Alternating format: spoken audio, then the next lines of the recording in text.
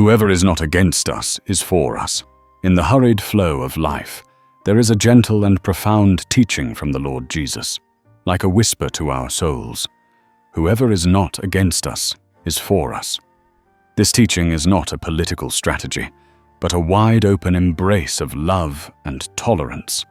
It invites us to look beyond labels, factions, or superficial differences. Instead of hastily judging someone just because they are not entirely like us, not part of our community, Jesus encourages us to look at their actions and their heart. If a person is sowing seeds of goodness, soothing pain, doing a good deed in the name of righteousness, then even if they do not stand in the same ranks as us, they are still heading in the same direction as us, towards the side of light and compassion. This teaching is a remedy for the habit of division and prejudice.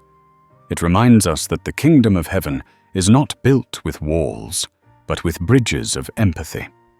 True love does not lie in which group someone belongs to, but in whether we are all heading towards goodness. As a wonderful resonance for this spirit, Mother Teresa once said, "If you judge people, you have no time to love them."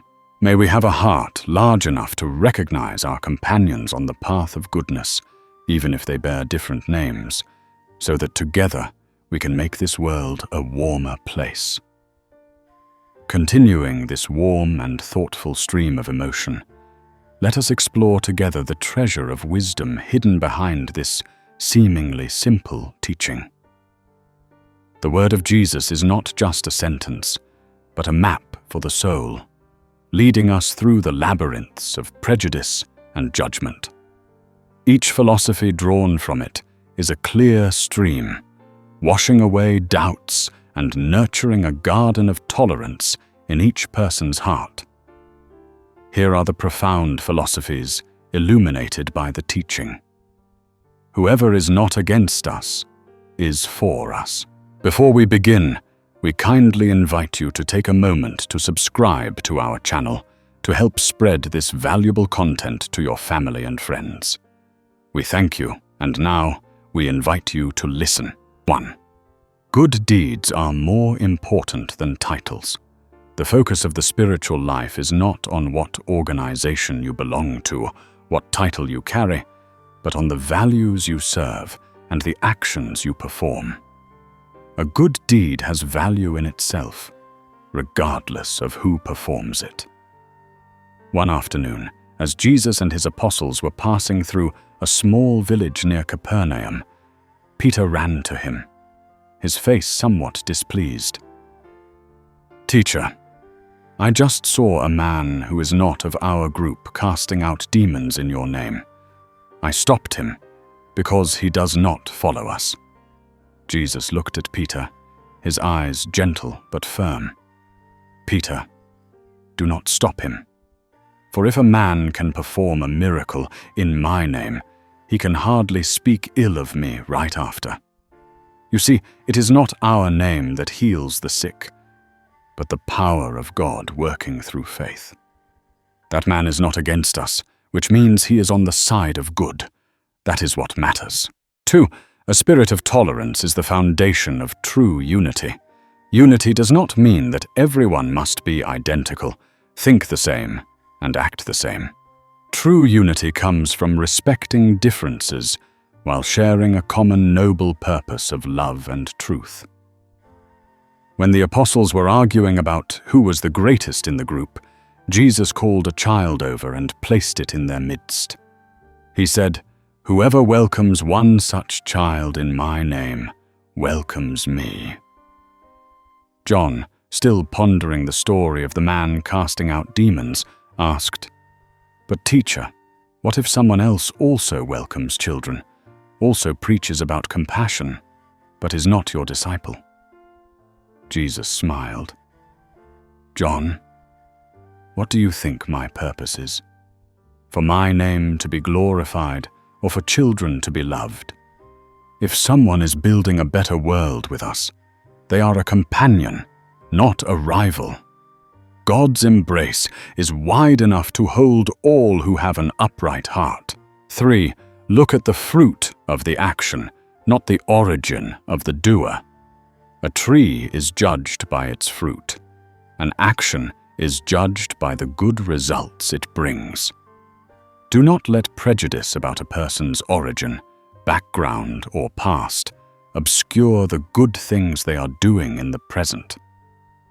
At a well in Samaria, the disciples were surprised to see Jesus talking with a woman. After he left, the woman ran into the city and told everyone what had happened. Many Samaritans came to believe in him. A few days later, Andrew said to Jesus, "Teacher, it is strange. The Samaritans, who usually have no dealings with us, now speak of you with respect. That woman's words have brought about results that we ourselves did not expect." Jesus replied, "Andrew, you see, does the water from Jacob's well quench the thirst of both Jews and Samaritans? The word of truth is the same. It does not distinguish which lips speak it, as long as it bears the fruit of repentance and faith. It is a good harvest. 4. Humility is the path of the soul. Spiritual exclusivity is a dead end. When a group of people believe that only they possess the truth, they have closed the door to greater wisdom. This teaching is a profound lesson in humility, reminding us that no one can monopolize God's grace. James and John, the two brothers known as the Sons of Thunder, saw a man in the next village using parables similar to Jesus to teach children about kindness. James said to Jesus, "Teacher, we must do something. He is imitating you. Only we have been taught directly by you." Jesus placed a hand on his shoulder. "James, do you think seeds only sprout in your field? The wind will blow seeds everywhere. If a seed falls on good soil and grows into a tree of love, you should rejoice in that. Do not turn the knowledge I have given you into a private possession. See it as a gift to be shared with the world." 5. Recognize goodness everywhere. Goodness is not confined to one religion, one people, or a specific group.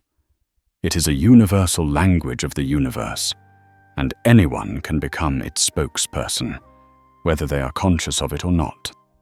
A Roman centurion, whom the Jews considered an occupier, used his own money to help rebuild a synagogue in the village.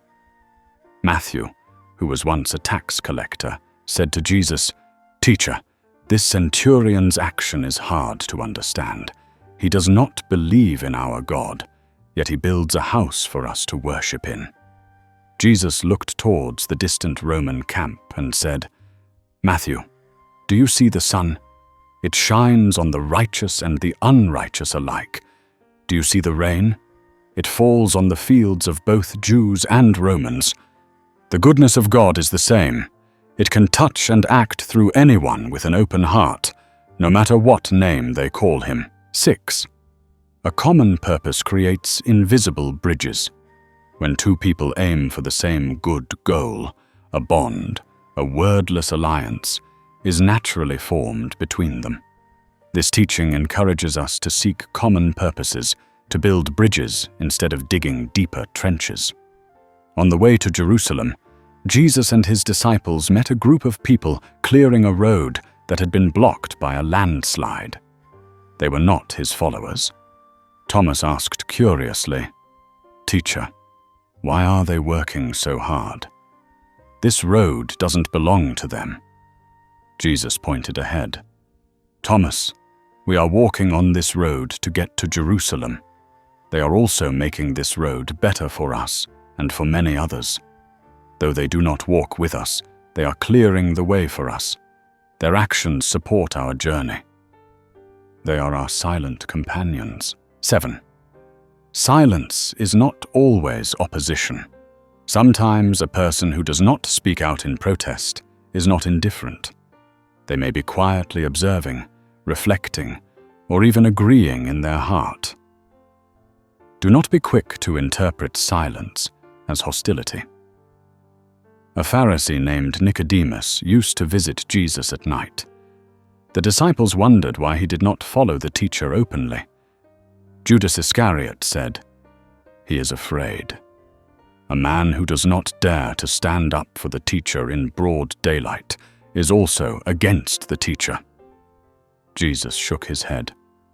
"Judas, a seed needs time in the dark earth before it can reach for the light. Nicodemus is not against us yet. His heart is in a struggle, and in his silence I hear the voice of truth growing louder. Be patient with souls who are finding their way." 8. Love is the ultimate standard for judgment. Instead of using the measure of adherence to rules or factions, use the measure of love. Any action that stems from love and bears the fruit of love is worthy of respect. The disciples saw a woman, considered a sinner in the city, anoint Jesus' feet with expensive perfume. Many whispered, including some disciples, that it was a waste. But Jesus said, "Leave her alone. She has done a beautiful thing for me. She has shown great love. While you were busy with rules and calculations, she acted from the heart. He who is forgiven much loves much." Her action is not against us, but is teaching us the most important lesson of all. 9. Expand the definition of us. This teaching challenges us to constantly extend our embrace, to broaden our concept of us. Us is not just our familiar group, but all who desire and act for a more just and compassionate world. Some Greeks came to the Apostle Philip and said, "Sir, we wish to see Jesus." Philip was hesitant, as the Greeks were Gentiles. He went to ask Jesus. He answered, "The hour has come for the Son of Man to be glorified. Whoever serves me must follow me, and where I am, my servant also will be." He turned to the disciples. "You see, us is not just those born under the covenant of Abraham. Us is all who have a heart that seeks truth, whether they come from the east or the west. My Father's field is much larger than you imagine." 10. Be optimistic about human nature. Hidden behind this teaching is a deep and optimistic belief in humanity's capacity for good. It assumes that, unless actively opposing the good, most people have a latent tendency to lean towards it. In the final days, as the atmosphere in Jerusalem grew tense, the disciples felt afraid and trusted only each other. Jesus told them, "Do not be afraid of the world. In that crowd, there are those who do not speak up to defend me, but their hearts do not rejoice at injustice. There are those who lack the courage to follow you, but they will pray in silence. Do not see only the opponents. Believe that in every person there is a spark of goodness. Whoever does not strive to extinguish it is helping to keep it burning." 11. The soul's energy is finite. Don't waste it on unnecessary battles. Life is too short, and our energy too precious to be spent fighting those who are not our enemies. Wisdom is knowing to focus on confronting the real darkness, hatred, injustice, and despair, instead of waging war against others who are also lighting their own candles.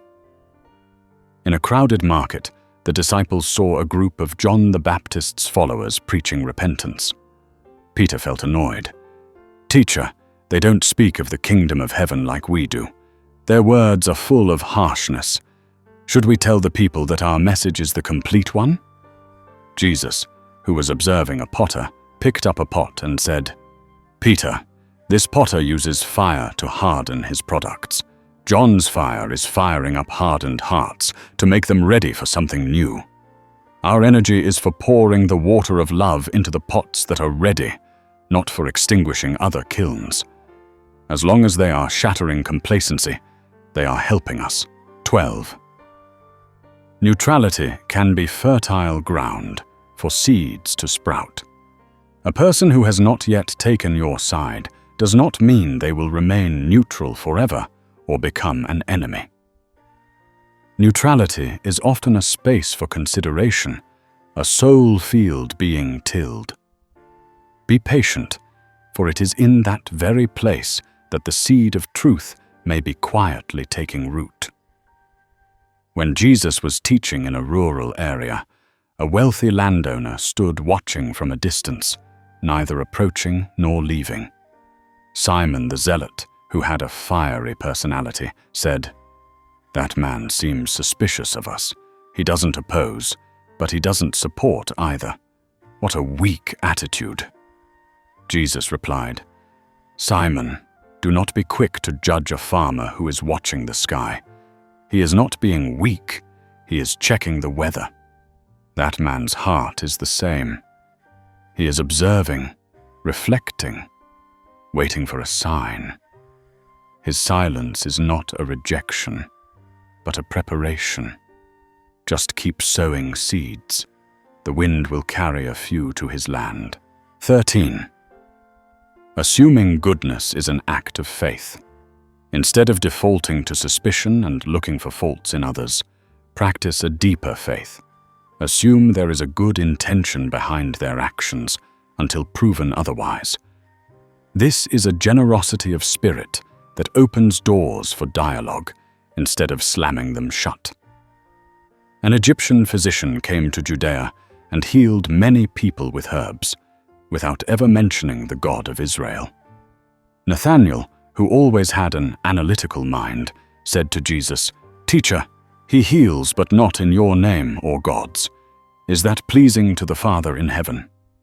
Jesus asked in return, "Nathanael, when a father sees his child saved from a fever, does he ask the physician's name before rejoicing? My Father's heart is the same. He rejoices when one of his children is healed.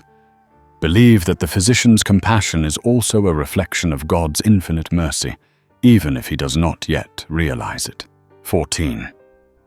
The greatest enemy is often the prejudice within ourselves. This teaching forces us to look at ourselves. Often, the biggest barrier is not opposition from others, but the walls of prejudice, pride, and fear that we build in our own minds. Tearing down those walls is more important than defeating an external opponent.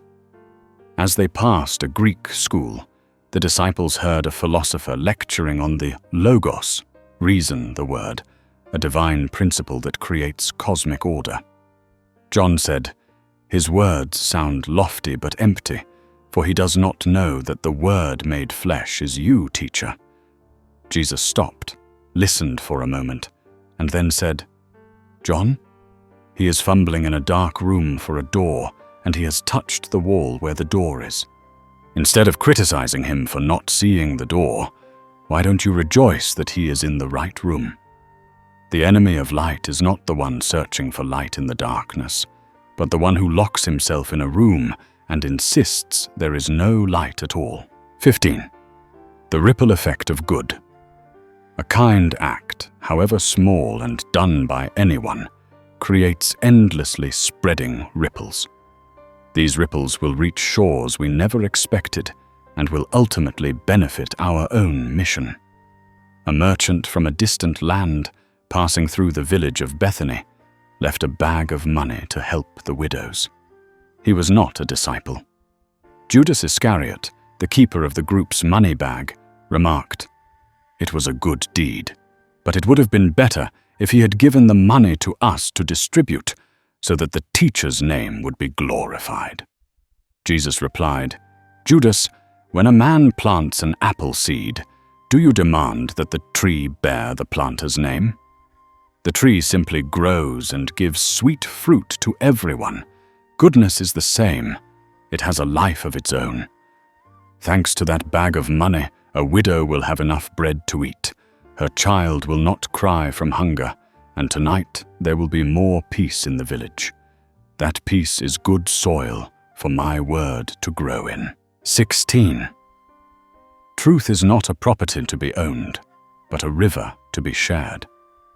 Those who believe they own the truth tend to build dams to keep it for themselves. But truth is like a river. It is only alive when it flows. The teaching of Jesus encourages us to rejoice when we see others also digging channels to bring water from that river of truth to everyone. On a journey, the disciples met a group of hermits living in the desert. They prayed, fasted, and contemplated God in their own way. Thomas said, "They live so holy, but they do not follow you, teacher. Does their holiness have any value?" Jesus pointed to a stream flowing down from the mountain. "Thomas, look at this stream. It originates from a high peak we cannot see. Some scoop water with a coconut shell. Some use a clay pot. Some just cup it with their hands. Does the water change its sweetness? The truth of God is like this water. Don't worry about the vessel people use. See if the water they drink is pure." 17. Recognize unexpected allies. Life is full of surprises, and our companions can come from the places we least expect. Always be open to recognizing potential allies in those whom society or our prejudices have hastily cast aside. When Jesus was questioned by the scribes in the temple, the crowd was in an uproar, and many were afraid. But Gamaliel, a respected Pharisee scholar, stood up and told the council, "Leave these men alone, for if their purpose or activity is of human origin, it will fail. But if it is from God, you will not be able to stop these men." Later, a disciple said to Jesus, "Teacher, Gamaliel is not one of us, but his words saved us from their wrath." Jesus nodded. When a storm rises, a large rock that blocks a flood does not need to belong to your house to save it from being washed away. Wisdom and righteousness can speak through anyone. 18. Gratitude for all sources of help. Cultivate a grateful heart, not only for those who help you directly, but also for those who indirectly contribute to the common success. An attitude of gratitude turns strangers into friends and creates a positive, cooperative environment. After Jesus multiplied the loaves, the people ate their fill. While cleaning up, Andrew said, "It's a miracle.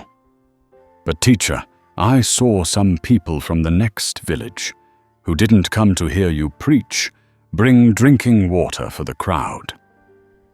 Jesus smiled.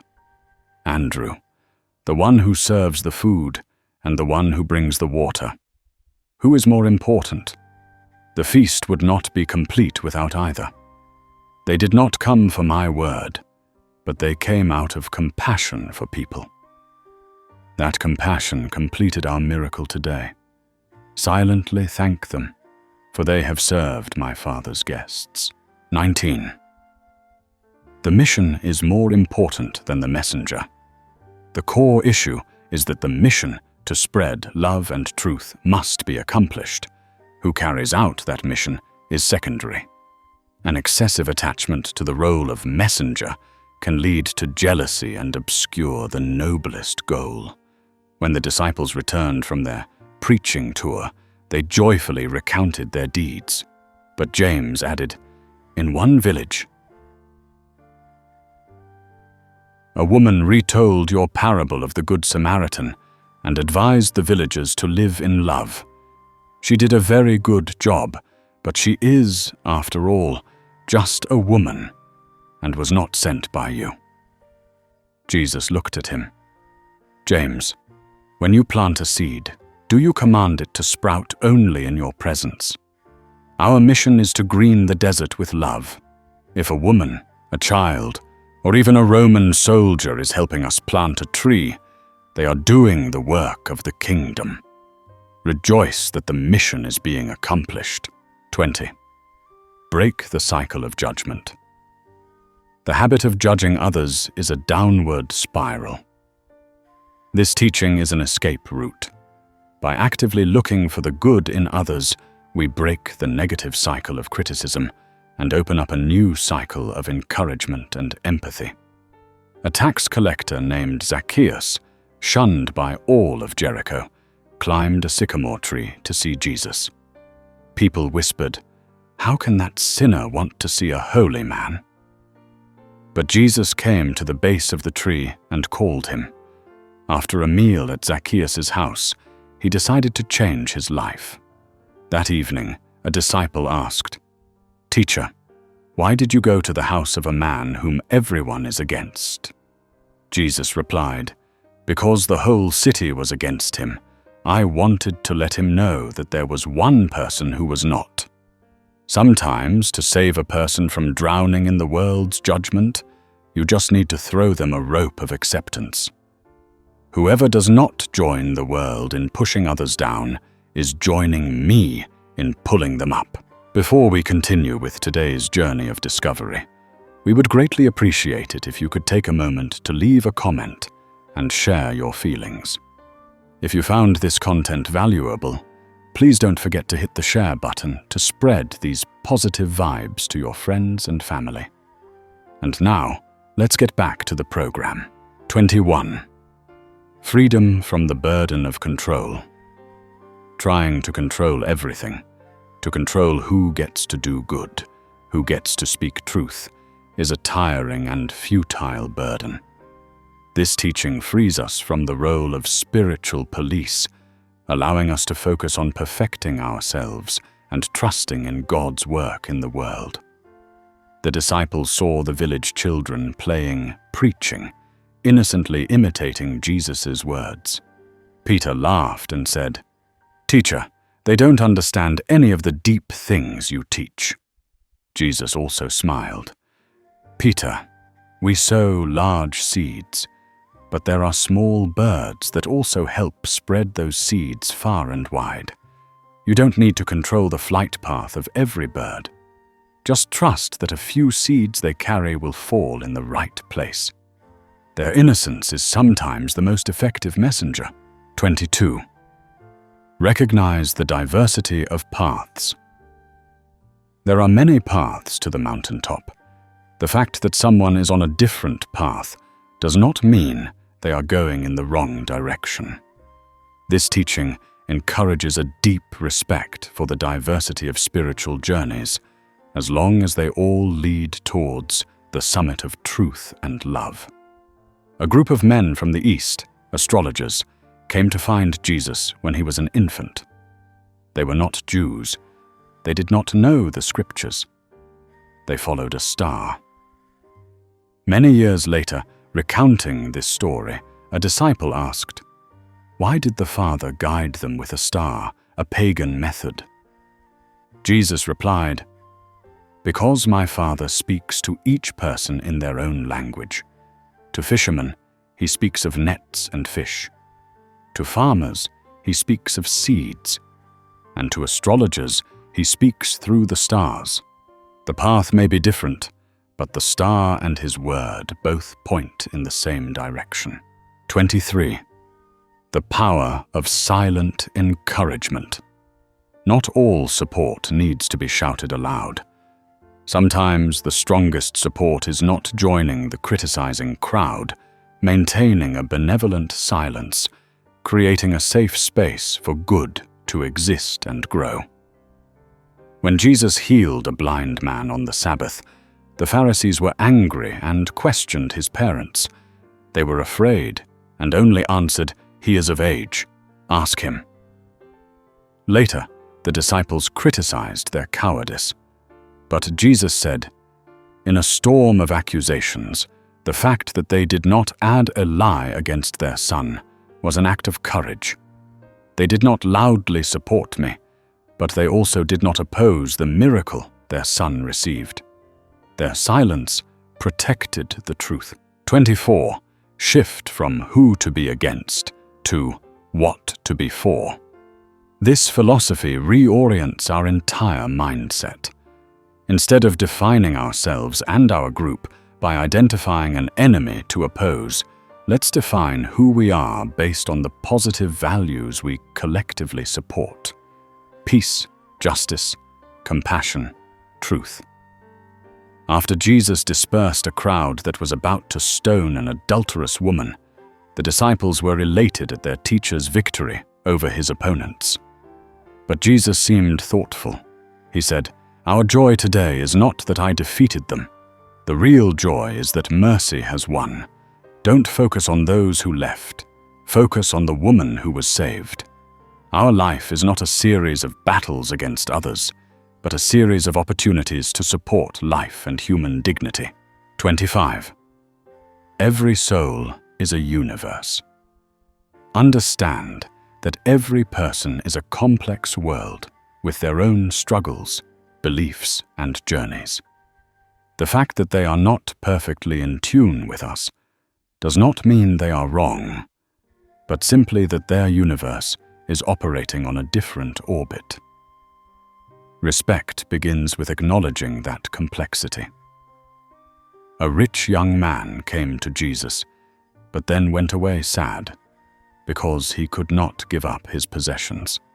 The disciples said, "He has rejected the teacher's call." Jesus looked after the young man with compassion. "No, he is not against me. He is at war within himself. His heart is a battlefield between attachment and the desire for freedom. Today, attachment won. But the war is not over. Do not be quick to condemn a person based on the result of a single battle. 26. Kindness is a universal language. Words can be misunderstood.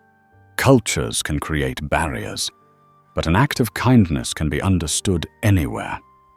Believe in the power of kindness as a bridge that connects differences, for it speaks directly to the human heart. On their way, Jesus' group met a Samaritan bandaging the wounds of a Jew who had been beaten by robbers. This astonished the disciples because of the hostility between the two peoples. Jesus simply said, "You see, compassion needs no interpreter. When one person's hand is soothing another's pain, they are speaking the same language as my Father in heaven." This Samaritan does not know our law, but he is living by a law higher than the law of love. 27. Recognize the limits of personal understanding. This teaching is a humble reminder that we do not know everything. There may be reasons, motivations that we cannot comprehend behind the actions of others. Acknowledging our own limitations helps us to be less judgmental and more open.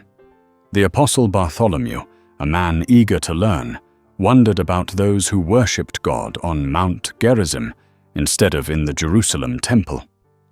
"They have been mistaken for centuries," he said.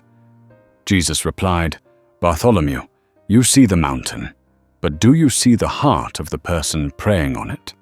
You know the law, but do you know the history and pain that led them to build their own place of worship? The time is coming when people will worship neither on this mountain nor in Jerusalem, but in spirit and in truth. Whoever is sincerely seeking is already on that path, even if they do not yet know the name of the destination." 28.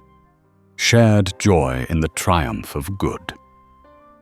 Learn to rejoice when good triumphs, regardless of who gets the credit. Jealousy of others' success, even if they are not on our side, is a form of opposition to good. A generous heart celebrates every victory of light over darkness. News spread that some in the Essene community at Qumran had shared their possessions to care for the poor. Matthew said, "They do the same thing as us, teacher, but they live apart and do not believe you are the Messiah." Jesus asked, "Matthew, when a lamp is lit in a stranger's house, does its light make the night less dark? Rejoice that there is more light in the world. Every lamp that is lit, wherever it may be, is fighting against our common darkness." 29. The silent cooperation of the universe. Believe that a greater harmony is at play. All good actions, however disconnected they may seem, are contributing to a grand symphony of creation and redemption. Our role is to play our part well and to listen to the melodies of others. One night, while on a boat in the middle of the Sea of Galilee, Jesus pointed to the starry sky and said to his disciples, "Each star has its own orbit, its own light. They do not follow each other, but together they create the splendor of the night sky.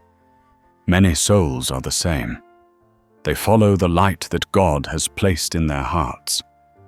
As long as they are shining and not trying to extinguish the light of others, they are all contributing to the great plan of the Father." 30. In the final harvest, the owner will gather all the good wheat. This is a vision of the end times, a final affirmation of God's justice and love. Our job is not to pull up the weeds in someone else's field, but to ensure we produce solid grains of wheat. The final judgment belongs to God, and He will recognize His own product wherever it is found. When the disciples asked about the end of the age, Jesus told them a parable. The kingdom of heaven is like a man who sowed good seed in his field. But an enemy came and sowed weeds. When the wheat sprouted, the servants wanted to pull up the weeds. But the owner said, "No, because while you are pulling the weeds, you may uproot the wheat with them. Let both grow together until the harvest." You see, our task is to grow into good wheat. Don't be too concerned with the surrounding fields. My Father, in His wisdom, will know how to separate the wheat from the weeds. Whoever does not produce weeds is already contributing to his harvest. 31. Truth is a mosaic, not a single stone. Imagine truth as a great mosaic. Each of us holds only a few small pieces. Others, even if not in our group, may hold pieces that we do not have. Wisdom is not insisting that our piece is the whole picture, but humbly admiring and learning from the pieces of others. A scholar from Alexandria came to Jerusalem, well versed in Greek philosophy, and lectured on the supreme good. After listening, the Apostle Philip said to Jesus, "His words sound nice, but they lack the covenant and the prophets. It is a rootless wisdom." Jesus replied, "Philip, when you build a house, you need both stones from your ancestral quarry and timber from distant forests. That scholar is bringing a precious kind of wood. Perhaps he does not yet know how to fit it into my Father's temple. But do not be quick to discard that wood. One day you will find it fits perfectly in a place that your stone cannot fill." 32. The echo of God. God speaks in many languages and tones, echoing through cultures and sincere hearts. The wise person not only hears the direct voice, but also recognizes his echoes in the songs, stories, and philosophies of distant peoples. While passing through a Phoenician village, the disciples heard a mother singing a lullaby to her child, an ancient song about a God who died and rose again to bring the harvest. Thomas frowned. "That is a superstition, a mockery of the truth of the resurrection you spoke of." Jesus listened to the song until the end, and then said, "Thomas, it is not a mockery, it is a longing. The human heart, since the beginning of time, has yearned for a hope that transcends death. That song is the echo of a truth whose name they do not yet know. Do not cover your ears to the echo, for it proves that my Father's first call has reached even here." 33. Actively not creating conflict is an act of peace building. In a world always ready to draw lines and battlefronts, choosing to look at common ground is a radical act. This teaching is a principle of de-escalation. It teaches us not to strike a match when fire is not needed, to preserve peace wherever possible. For peace is the most fertile ground for the seeds of goodness to grow. A group of zealots was inciting the people to boycott vendors who paid taxes to Rome. They saw the disciples and challenged them. "Are you on the side of your people against the oppressors?" Andrew felt the pressure and looked at Jesus. He calmly went and bought a loaf of bread from a man everyone knew paid taxes. He broke it, gave a piece to Andrew, and said, "Andrew, hunger does not distinguish between the bread of a patriot and that of a taxpayer. Our mission is to give people bread to eat, not to question the baker. Do not create an enemy where you can find a person." 34. The boundaries of us need to be loosened.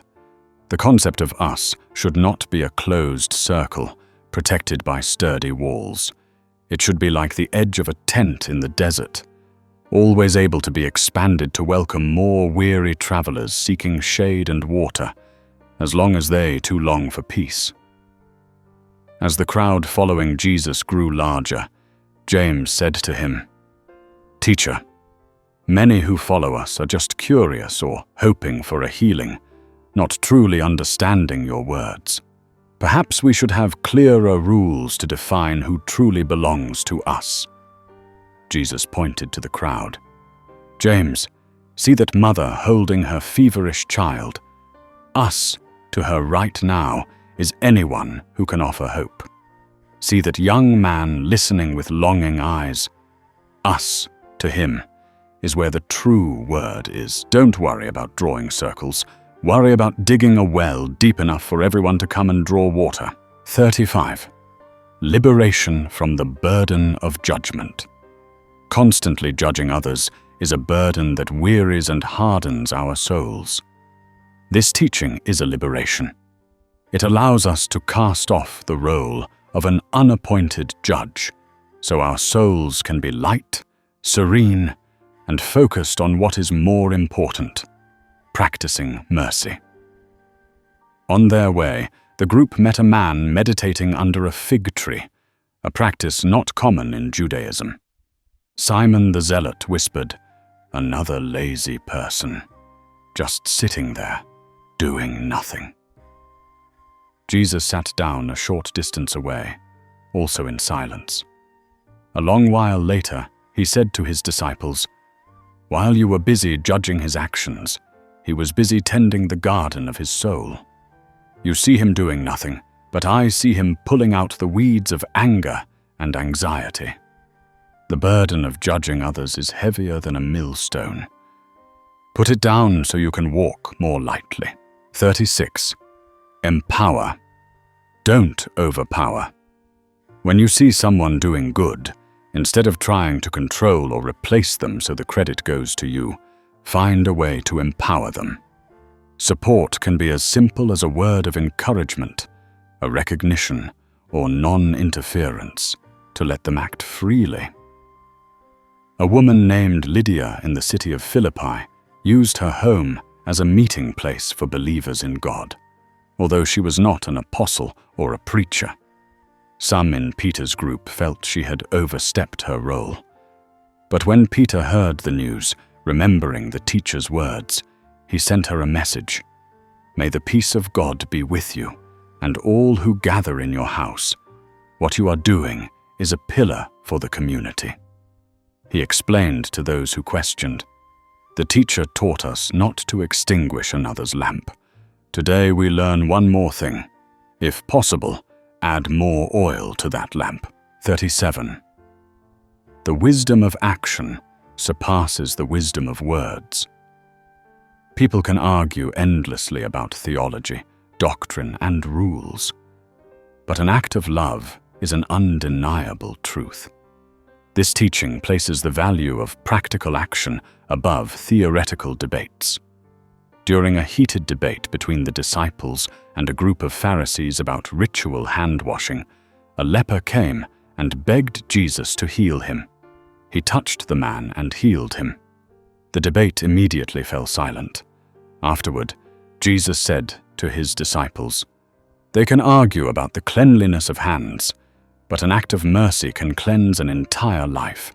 When you see someone busy doing good, don't drag them into your arguments. Their action is the most eloquent answer." 38. The power of non-intervention. Sometimes the best supportive action is to do nothing at all. It is the wisdom of stepping back, trusting the process, and allowing others to find their own way without our interference or criticism. The disciples saw a group of young men trying to build a small bridge over a stream, but their method seemed clumsy and technically wrong. James wanted to go and show them the right way. Jesus stopped him. Let them do it.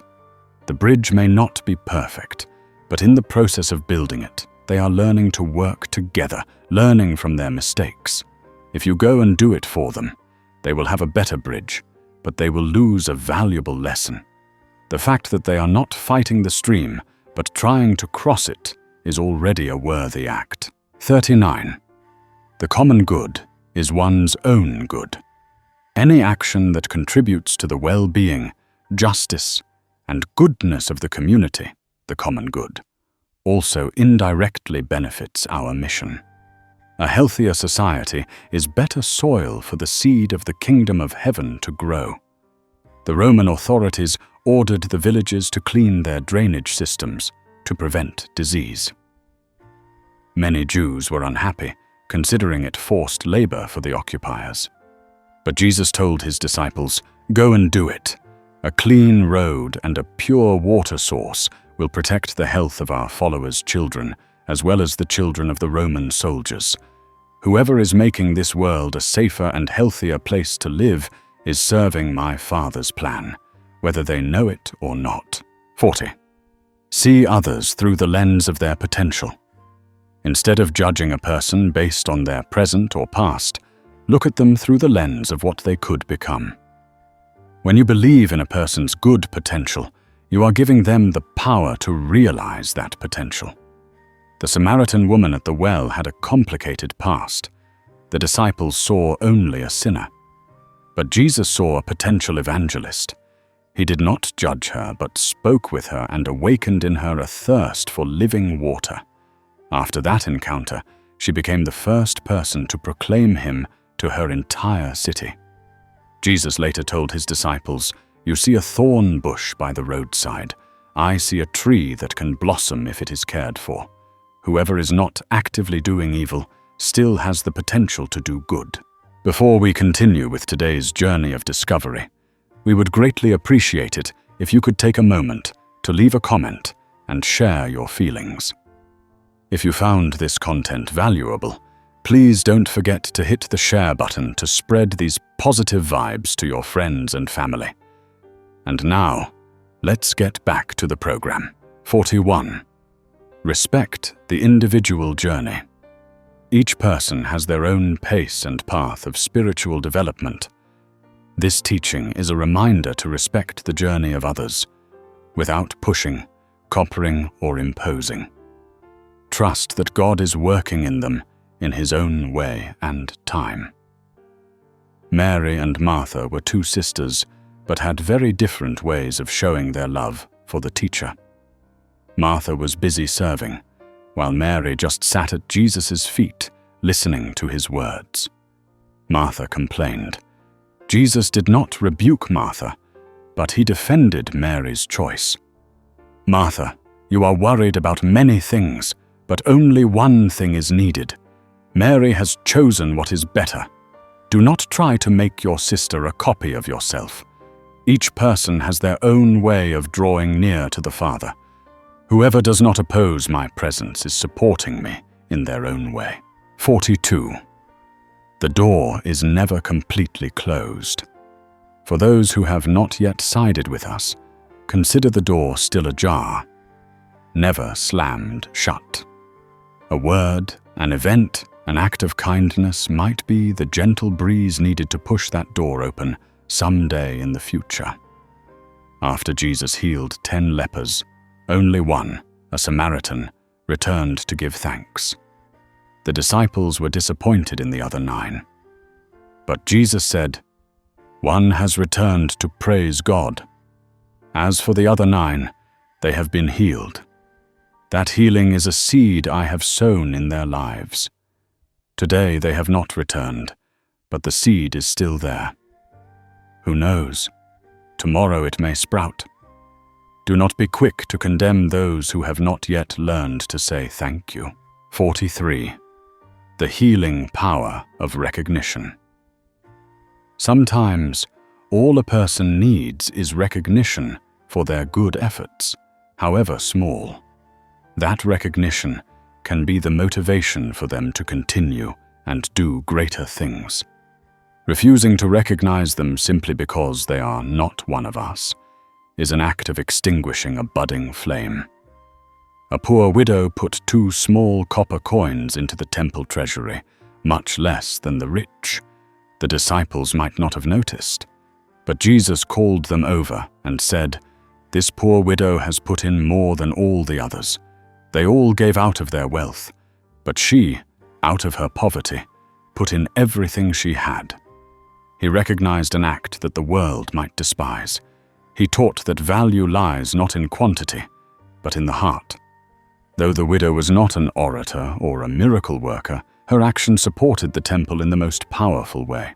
44. Truth has its own power of self-preservation. There is no need to always aggressively defend the truth. Truth, like sunlight, has its own inherent power. Our job is to live by that truth and let its light shine on its own. Those who have eyes will see. When the Jewish leaders persecuted the apostles after Jesus ascended to heaven, Gamaliel advised the council, "If this plan is of human origin, it will fall apart. If it is from God, you will not be able to stop it." This advice is a profound interpretation of the principle, "Whoever is not against us is for us." It contains a firm belief that what comes from God will endure, without needing excessive defense from humans. Anyone not actively sabotaging it inadvertently gives truth a chance to prove itself. 45. Overcoming the fear of being diluted. One reason people become exclusive is the fear that their message will be diluted or misunderstood. But Jesus' teaching shows that he believed more in the core strength of the message than in the absolute purity of its presentation. A little pure water is better than no water at all. The disciples heard that in a distant village, people were retelling Jesus' parables, but mixing them with their local folk tales. John worried, "Teacher, they are corrupting your words." Jesus asked, "John, when they tell those stories, what is the result?" John replied, "Well, they say that after hearing them, people treat each other more kindly." Jesus smiled, "Then my word is not corrupted. It is just being translated into another language. I would rather have a slightly diluted message that brings love than a pure message kept in a jar that no one can drink from." 46. Gratitude is a form of wisdom. Practice gratitude even for those not directly on your side, but whose actions contribute to a common goal. Gratitude expands the heart and vision, helping us recognize the invisible network of support operating in the world. When a drought occurred, a Roman landowner opened his granaries to feed the entire region, making no distinction between Jews and Gentiles. The disciples also received this help. Afterward, they were still somewhat reserved. Jesus said, "When you eat bread made from that official's wheat, do you taste the bitterness of occupation, or do you taste the sweetness of life? Thank God for using even those you did not expect to feed you. Whoever saves a person from starvation is doing my work."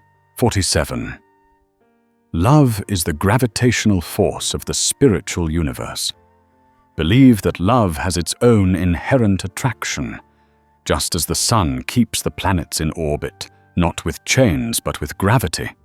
A community that lives by love will naturally attract others without needing exclusionary rules or coercion. People flocked to Jesus not because he had a tight organization or strict regulations.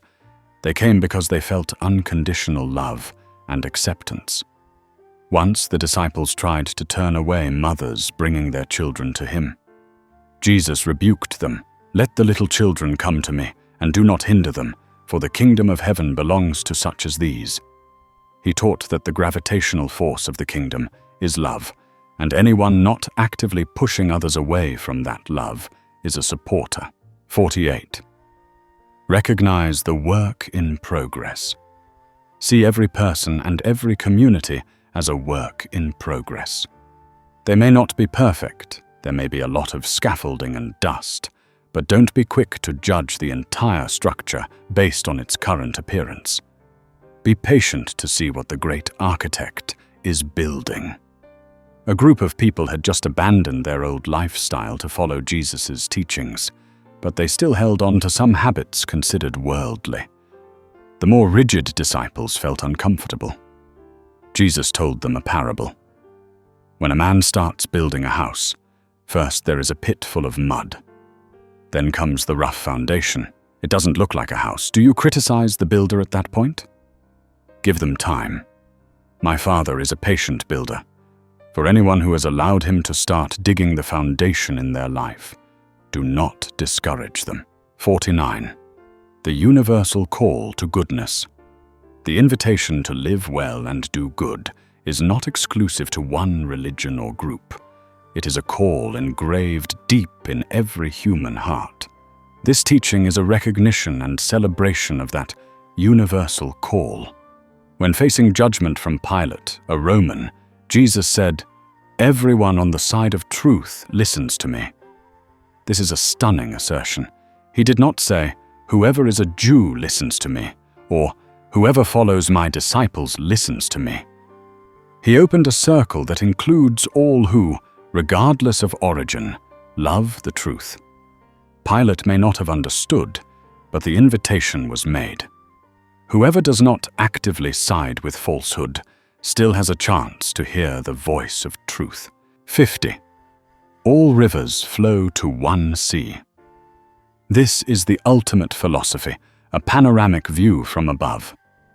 Every act of love, every effort for justice, every moment of compassion, no matter who performs it, in what era, under what name, is like rivers and streams. They may flow through different valleys, carry different colored silt, but in the end, they all flow into the one ocean of God's love. In his final teachings, Jesus spoke to the disciples about the last judgment. He will say to the righteous, "For I was hungry, and you gave me something to eat. I was thirsty, and you gave me something to drink." The people will ask in surprise, "When did we do these things for you?" Jesus will reply, "Whatever you did for one of the least of these brothers and sisters of mine, you did for me." In this answer, he erased all boundaries. The saved are not those who knew his name, but those who lived by his love, even if they were unaware of it. Whoever does not oppose the needs of the miserable is on his side. 51. Goodness is a natural force of the universe. Imagine goodness not as an exclusive product of a religion, but as a fundamental force like air or sunlight. It exists everywhere, and anyone can breathe it and live in it, whether they name it or not. Our mission is not to create light, but to draw back the curtains so that light can shine in. Once, Jesus and his disciples passed an Essene monastery, where monks lived ascetically, fasting and praying in silence. Andrew said, "They live so separately, they don't preach to the people as we do." Jesus pointed to a wild flower blooming on a cliff. "Andrew, this flower does not preach, it simply blooms, but its beauty and fragrance still bring joy to anyone who passes by. Those monks, in their silence, are maintaining a sacred atmosphere. Whoever does not pollute the atmosphere is helping all living creatures to breathe more easily." 52. The power of the negative space. Support is sometimes shown not by what people do, but by the evil they refrain from doing. In a world full of temptations to engage in hatred, criticism, and injustice, the choice to stand aside and remain silent is a meaningful act. The absence of opposition creates a peaceful space for good to flourish.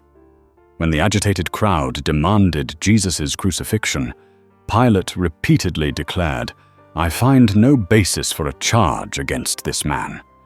Although he eventually yielded to pressure, in that moment his resistance, however weak, was a testimony.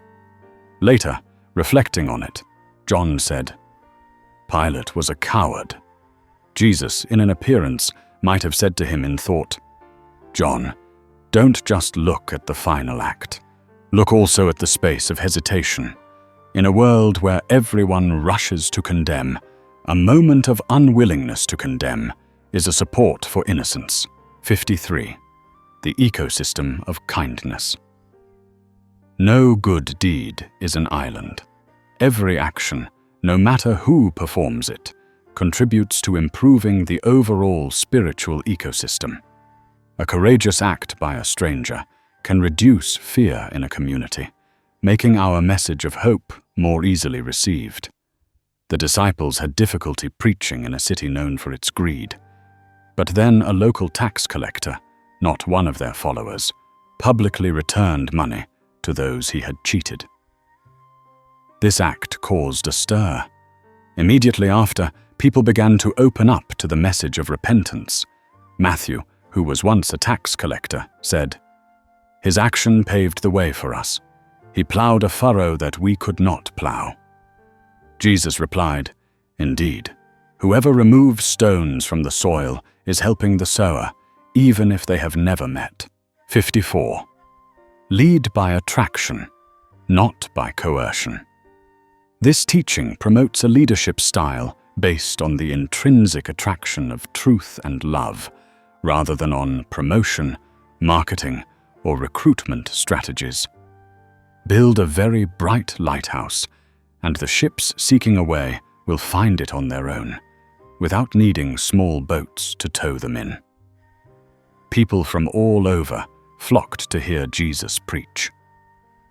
Simon the Zealot suggested, "Teacher, we should form a formal organization with a membership list and rules. It would be stronger that way." Jesus pointed to a flower in the field.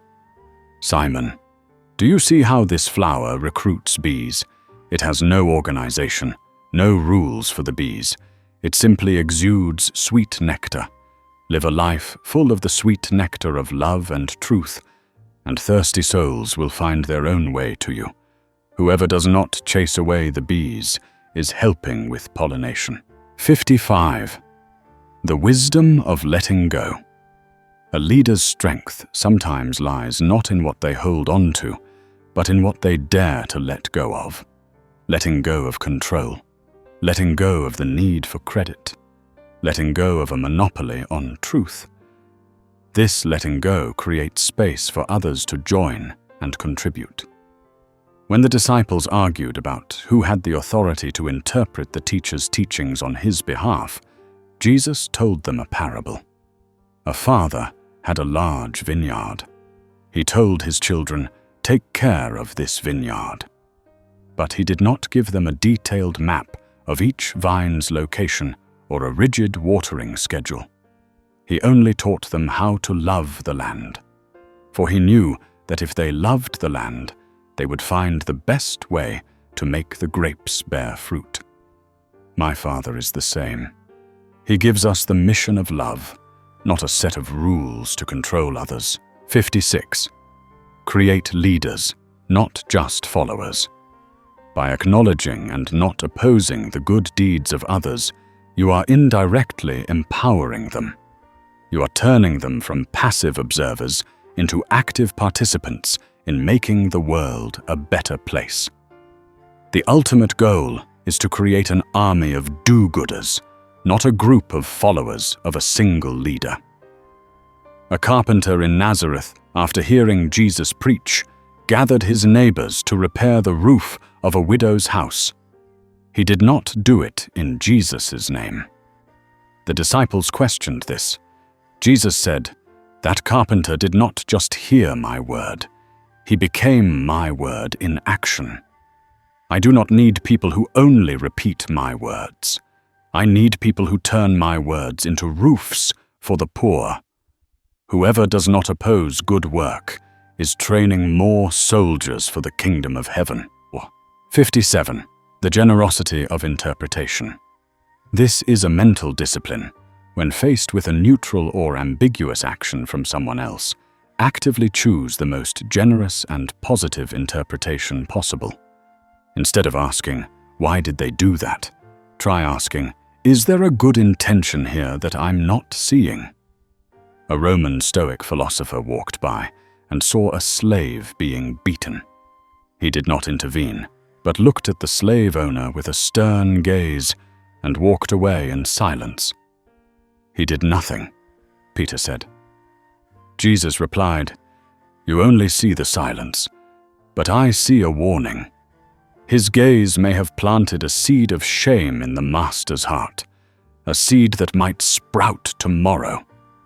Do not be quick to judge a rain shower just because it is not heavy enough to extinguish a fire. Perhaps it is moistening the soil for a future harvest. 58. The ethics of a gardener. A wise gardener doesn't only love the plants they planted. They also appreciate the bees that pollinate, the worms that aerate the soil, and even the wildflowers that grow by the fence. They understand that the health of the garden depends on an entire ecosystem. Similarly, a wise spiritual leader will appreciate all contributions to the ecosystem of goodness, wherever they come from. When the disciples boasted that they had cast out many demons, Jesus did not just praise them. He also said, "Rejoice that your names are written in heaven." Then he added, "And remember, my Father's garden is very large. Do not pull up the wildflowers just because you did not plant them. They too are adding color to the garden and keeping the soil from eroding. Whoever does not destroy the garden is a friend of the gardener." 59. The river and its tributaries. See our mission as a great river. But never forget that the river's strength comes from countless streams and tributaries flowing into it. To criticize or block a small stream just because its water is not as clear as the water in the middle of the river is an act of arrogance and short-sightedness. News came from a distant region in the north, where a small community lived by the teachings of compassion from a local sage. They practiced hospitality and cared for the sick. The Apostle Thomas said, "They do not know you, teacher. Their path is a separate one." Jesus pointed to the flowing Jordan River. "Thomas, do you see the small streams from the mountains flowing into here? They make this river stronger. See the good deeds everywhere as tributaries. One day, they will all merge into the ocean of my Father." 60. The symphony of good. Not everyone in the orchestra plays the violin. Some play the flute, some the trumpet, some the drums. A great symphony needs all the instruments, each playing its own part. This teaching is a call to respect the different roles in the symphony of good, instead of forcing everyone to play the same instrument. A poet in the village began writing poems, praising the beauty of forgiveness and kindness, inspired by the stories he heard about Jesus. The disciples thought this was less practical than healing the sick or casting out demons. Jesus said, "You heal the body, he heals the soul. You give people bread, he gives people hope." At the feast of the kingdom of heaven, both the cook and the musician are needed. Whoever does not create discordant sounds is contributing to the symphony. Before we continue with today's journey of discovery, we would greatly appreciate it if you could take a moment to leave a comment and share your feelings. If you found this content valuable, please don't forget to hit the share button to spread these positive vibes to your friends and family. And now, let's get back to the program. 61. The spectrum of alliance. Alliance is not an on-off switch, ally, enemy. It is a spectrum that ranges from active opposition to neutrality to silent support, and finally, to active support. This teaching encourages us to recognize and work with that entire spectrum, instead of focusing only on a small group of active supporters. In the Sanhedrin, Nicodemus and Joseph of Arimathea did not openly follow Jesus, but they often spoke out against unjust plans targeting him. They were in the neutral or silent support zone. Jesus knew this and never forced them to go public. He understood that a friend within the enemy's camp could be more valuable than a loud supporter on the outside. Whoever is not actively pushing us off a cliff may be holding one end of the rope for us. 62. Disagreement is not disloyalty. Someone may disagree with us on some methods or details, but remain completely loyal to the core purpose. The ability to distinguish between tactical disagreement and strategic opposition is a sign of spiritual maturity. Apollos was a talented orator in Alexandria who preached enthusiastically about Jesus, but his knowledge on some points was incomplete. Aquila and Priscilla, friends of Paul, did not publicly criticize him. They invited him to their home, shared a meal, and gently explained things further to him. They understood that Apollos was not against them. He simply did not know everything yet. They chose to supplement rather than confront. They supported the common mission by perfecting another messenger. 63. A less defensive heart. Living by this philosophy allows one to go through the world with a less defensive heart. When you no longer have to constantly assess who is a friend and who is a foe, you free up an enormous amount of energy from anxiety and fear. That energy can be used to love, create, and serve. When the disciples worried about other groups also preaching, Jesus was often very calm. His calmness came from a non-defensive heart. He did not see them as competitors, but as other workers in the same field. He taught the disciples, "Do not build walls around your camp. Dig wells. Walls only protect what is inside. A well can give life to those outside as well." 64. The courage to trust. It takes courage to believe that good can flourish beyond your control. It is the courage to trust in God's work in other people, to trust in humanity's capacity for good. Control comes from fear. Trust comes from faith.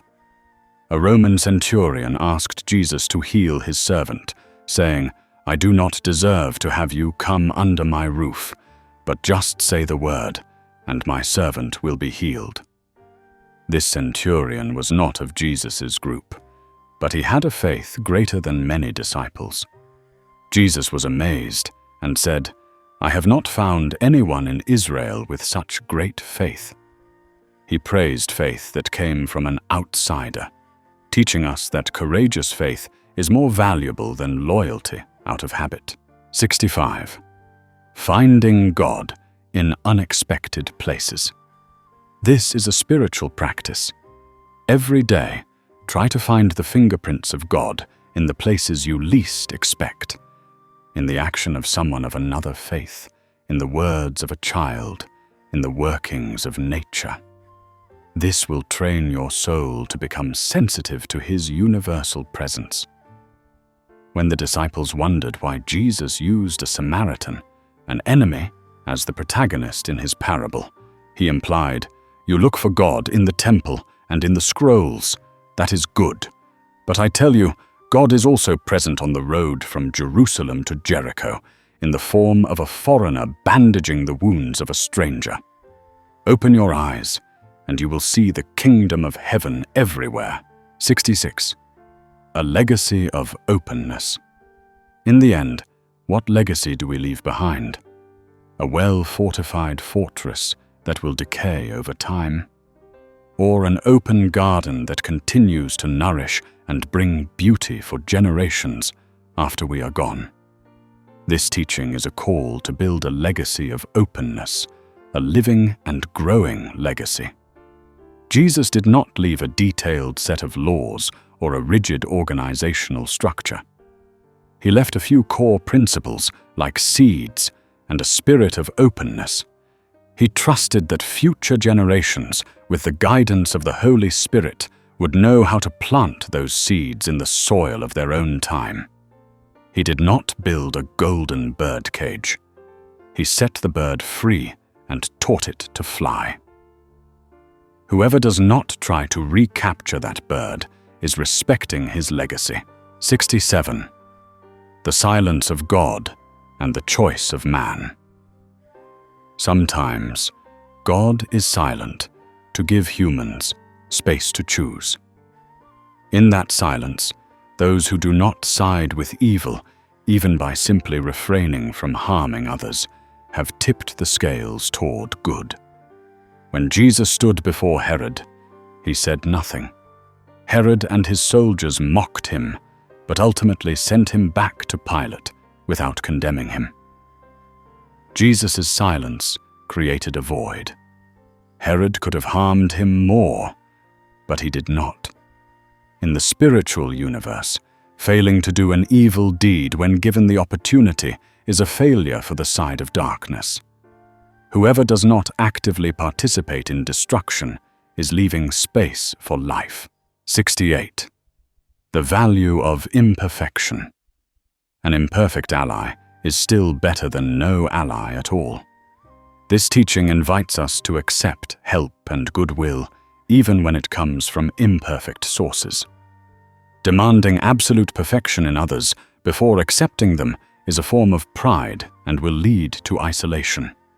When preaching, Paul encountered believers who were still entangled in some old customs. Instead of excluding them, he patiently taught them, saying, "But we have this treasure in jars of clay to show that this all-surpassing power is from God and not from us." He understood that the mission is carried out by imperfect people. Whoever is not against the treasure should not be too concerned about the cracks in the jar. 69. The resonance of souls. There is a natural resonance between souls that are inclined towards good. Like two strings tuned to the same note, when one vibrates, the other will also subtly vibrate. This teaching is a belief in that resonance. Just live and act according to the truth, and kindred souls will feel it, even from a distance. Without meeting, many people in different lands felt the truth in Jesus' teachings and began to live by them. That is spiritual resonance. Jesus told his disciples, "My sheep listen to my voice." He did not say, "My sheep must be in the same pen." The shepherd's call can travel far, and the true sheep will recognize that call, no matter which hill they are on. 70. Love is the ultimate negation of opposition. Ultimately, all distinctions of against or for dissolve in the face of love. Love does not ask, "Do you belong to me?" Love asks, "Do you need me?" Whenever we act out of unconditional love, we have risen above all factions. That is the ultimate answer and the fulfillment of this teaching. While hanging on the cross, Jesus looked at his tormentors and said, "Father, forgive them, for they do not know what they are doing." In that moment, he did not define them as those who are against. He defined them as those in need of forgiveness. By loving his enemies, he transformed them from opponents into objects of love. That is the final victory, not by destroying the enemy, but by refusing to see them as an enemy. 71. The slow work of God. This teaching is a lesson in Mesor and faith in gradual transformation. The kingdom of heaven does not come like a hurricane, but often like the erosion of a rock by a constantly flowing stream. Every good deed by a stranger is a drop of water. contributing to the slow but steady work of God in wearing down the world's hardness. The disciples were impatient because after months of preaching, some areas had not changed. "It seems our words are like water off a duck's back," James lamented. Jesus pointed to a limestone canyon with deep grooves carved by water. "James, do you think these grooves were made in a single rainy day? No, they were created by countless drops of water over thousands of rainy seasons. Every time a mother teaches her child kindness, every time a stranger helps another, that is a drop of water. Do not be discouraged. My Father's work is ongoing, even when you cannot see it." 72. The power of presence. Sometimes the strongest support is not action, but presence. A person who lives a good life, even in silence, is changing the atmosphere around them. Their presence is a quiet reminder of another way, another choice, and that is a profound form of support. In a city full of deceit, there was a baker famous for never giving short weight, never using poor quality ingredients. He did not preach, did not gather disciples.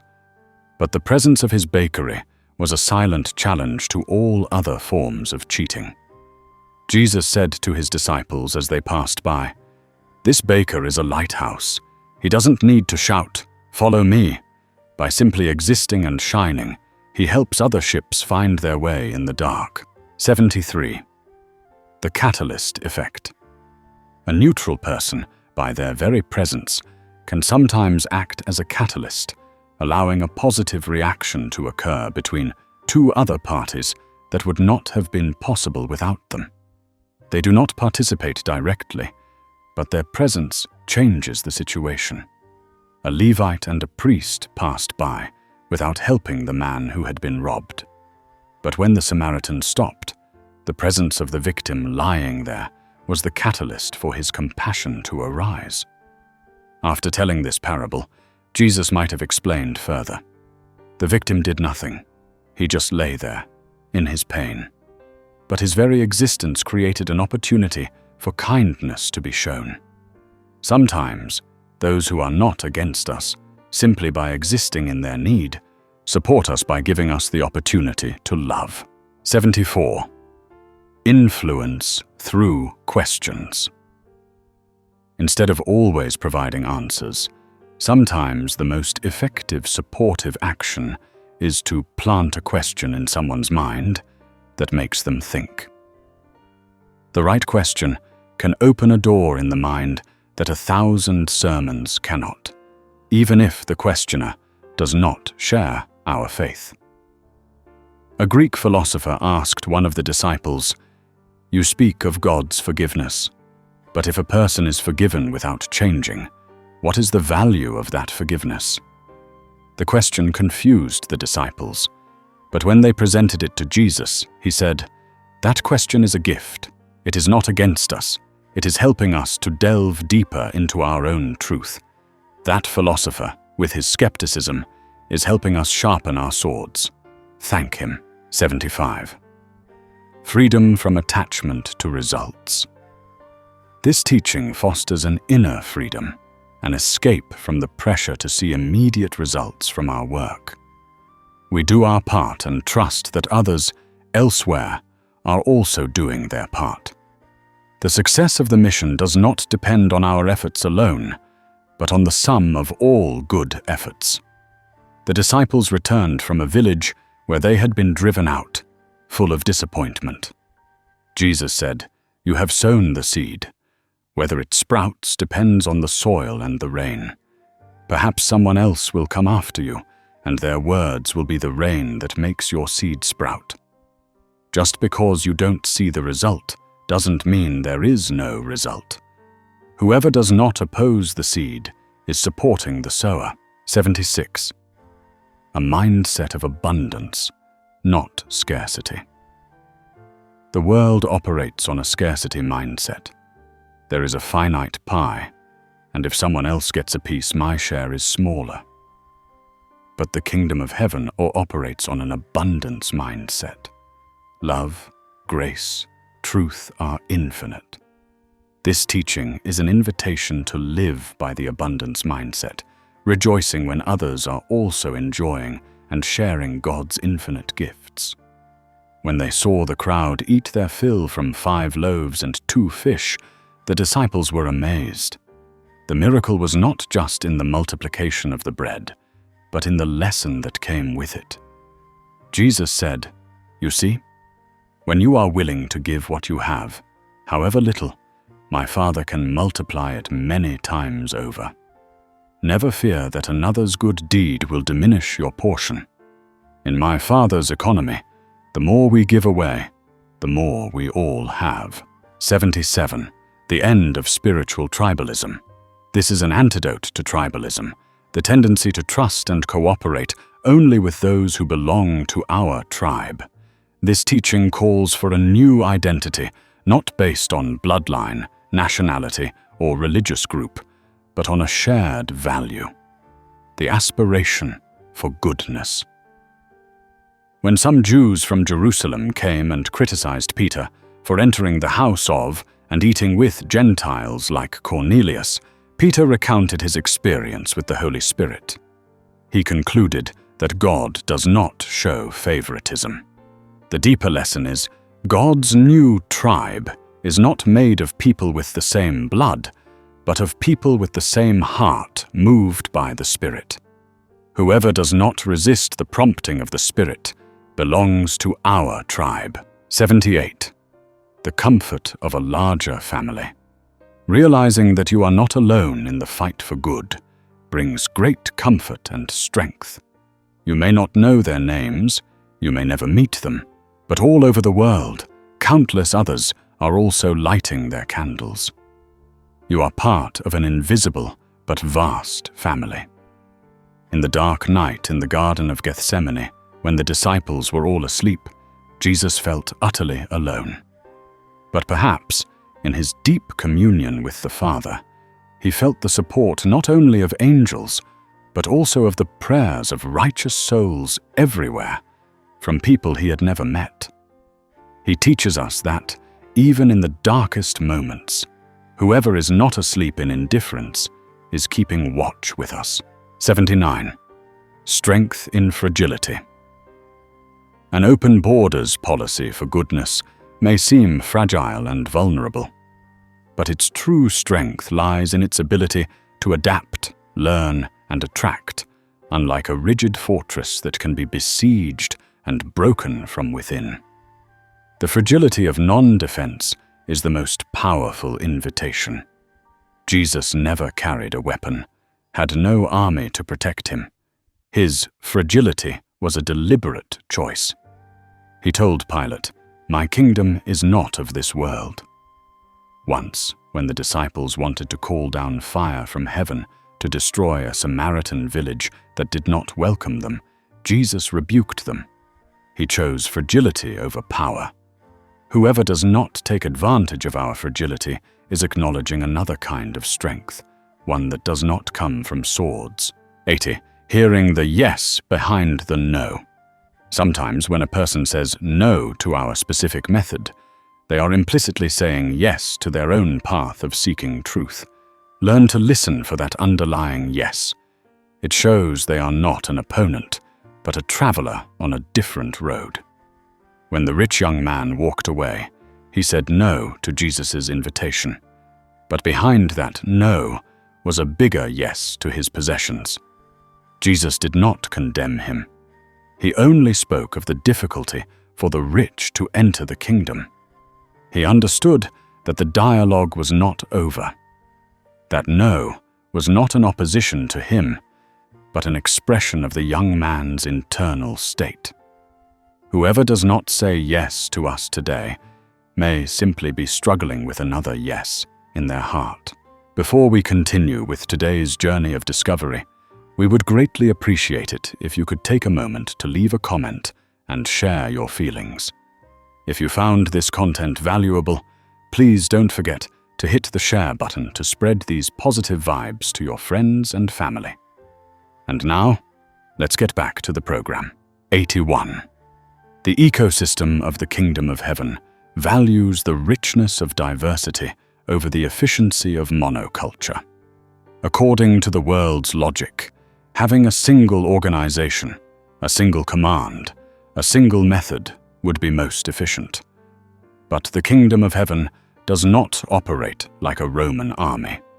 This teaching reveals a deeper wisdom, an ecosystem with many species of trees, many types of insects, many different waterways will have far greater resilience and adaptability than a field planted with only one type of rice. Its apparent inefficiency is its hidden strength. The Apostle Bartholomew, a man with an organizational mind, suggested to Jesus, "Teacher, we should systematize your teachings, create a standard training program for everyone, so the message doesn't get distorted." Jesus led him to a stream bank. "Bartholomew, look. Water can reach the sea through a straight canal dug by man. That is efficiency. But it can also flow through 1,000 small creeks, winding through fields, nourishing countless plants on its way before reaching the sea. That is life. My Father prefers life over efficiency." 82. Faith in an unseen harvest. We must have faith in a harvest that we ourselves may never see. The seeds we sow today may be watered by others tomorrow and harvested by another generation. Similarly, the good deeds of others, people we do not know, are also contributing to the common harvest that we all long for. After Jesus ascended, the apostles went everywhere preaching. They faced many hardships and often did not see great results. But they were driven by their teacher's words. Paul wrote, "I planted the seed, Apollos watered it, but God has been making it grow." This is a deep understanding of this philosophy. Paul understood that he was not alone. There were other Apollos whom he did not know, and all were working for an unseen harvest of God. 83. The ethics of speech. This philosophy applies directly to how we speak to and about others. Are our words building bridges or walls? When we speak of someone not in our group, do we look for good points to acknowledge, or do we focus only on differences to criticize? Whoever does not use words to oppose others is using their silence to support peace. When people reported the Pharisees' criticisms to Jesus, he often did not respond with similar criticisms. Instead, he told a parable or asked a question, elevating the conversation to a new level. He taught that the purpose of speech is not to win an argument, but to illuminate a truth. 84. Hope in the face of failure. When our personal efforts fail, when a door slams in our face, this philosophy offers great hope. The mission does not end with our failure. It is still being carried on by others, in other places. Our failure is not the end of the story. It is only the end of our own chapter. When John the Baptist was imprisoned and facing death, he had moments of doubt and sent his disciples to ask Jesus. He felt his mission had failed. Jesus did not answer directly. He told them, "Go back and report to John what you have seen and heard." He wanted John to know that, even if he failed, the mission was continuing. The work was still being done. Whoever is not against the kingdom of heaven is supporting it, even from within a prison. 85. A principle of education. This is a golden rule in parenting and education. Teach the younger generation to celebrate the success of their friends, to cooperate instead of just competing, and to see the value in those who are different from them. A child taught in this spirit will grow up to be a peacemaker. When the disciples argued over who was the greatest, Jesus placed a child in their midst. He meant to say that the kingdom of heaven belongs to those with a simple heart, who do not calculate gains and losses, who do not compare status. A child can play happily with another child without needing to know who their parents are or where they come from. That is the spirit of whoever is not against us is for us in its purest form. 86. The foundation of a pluralistic society. In a society with many different cultures, religions, and viewpoints, this is a principle of survival. It allows different communities to coexist and contribute to the common good without having to abandon their own identity. The prosperity of society comes from this diverse contribution. The Roman Empire comprised many peoples. Although there was oppressive rule, there were also periods when communities were allowed to maintain their own laws and religions. Jesus, when asked about paying taxes, said, "Give back to Caesar what is Caesar's, and to God what is God's." He acknowledged the existence of two different spheres and implied that one could be loyal to God without having to oppose everything belonging to civil society. 87. The Great Tapestry. God is the weaver. Each of us is a thread. Some threads are at the center of the picture, creating the main image. That could be our group. But there are countless other threads that create the background, the border, the shadows. Without these secondary threads, the picture would be incomplete. Whoever does not tangle the other threads is helping the tapestry to be completed. Looking at salvation history, there are main characters like Abraham, Moses, David. But there are also supporting characters like Rahab the foreigner, Ruth the Moabite. These outsiders, by their actions, were woven into the great tapestry of God's people. They did not oppose God's plan, and so they became an essential part of it. 88. The Unfinished Cathedral. We are all workers together, building a great, unfinished cathedral of humanity. Some are quarrying stone, some are laying foundations, some are installing stained glass, some are carving statues on the spires. We may never meet, may not speak the same language, but as long as we are building with sincerity and striving for beauty, truth, and goodness, we are all contributing to a single sacred work. A disciple, marveling at the Jerusalem temple, commented on its grandeur. Jesus said that the day would come when not one stone would be left on another.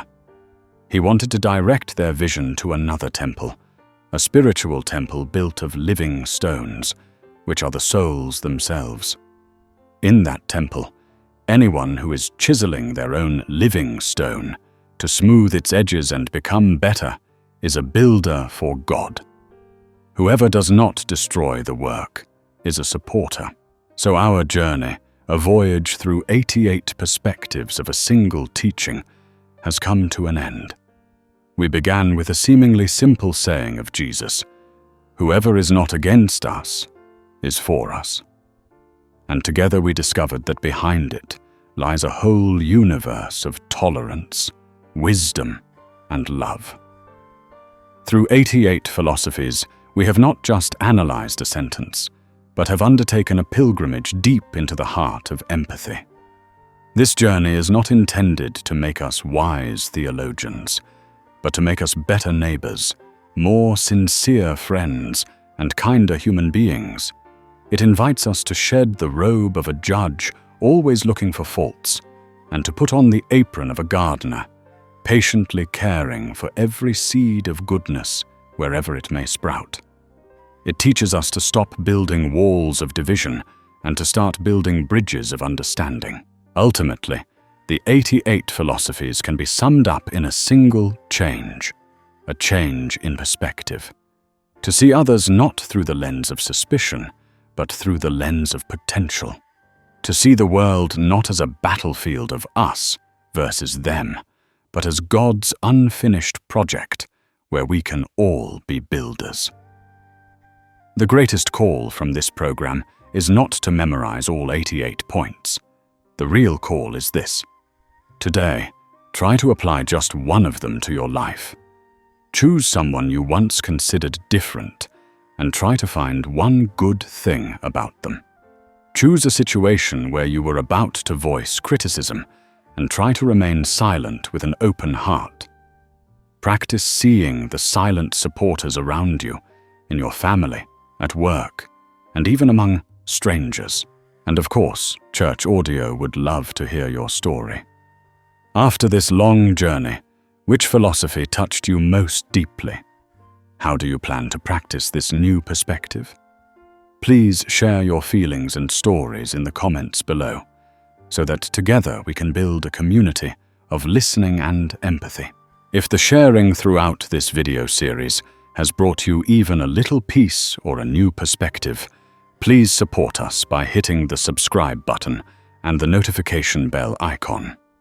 This will help the channel have more motivation to continue creating meaningful content and also ensure you don't miss our future spiritual journeys. And finally, please share this video series with souls you believe are also in need of a little light of tolerance and a reminder that they are not alone on the path to goodness. Thank you very much for your patient companionship with Church Audio throughout this long and meaningful journey. May you always find the sacred in the simple and a peaceful sanctuary right within your own soul. Goodbye, and see you in the next programs. Discover the full set of 88 profound philosophies drawn from a classic teaching of Jesus. Whoever is not against us is for us. This is a unique spiritual journey from Church Audio, helping you find peace of mind, inner strength, and priceless life lessons for dealing with others and developing yourself. In this series of reflections, we will journey together from a simple saying to an entire universe of tolerance and wisdom. Each philosophy is a key to help you open new doors in your soul, break down prejudices, and build better relationships with everyone around you.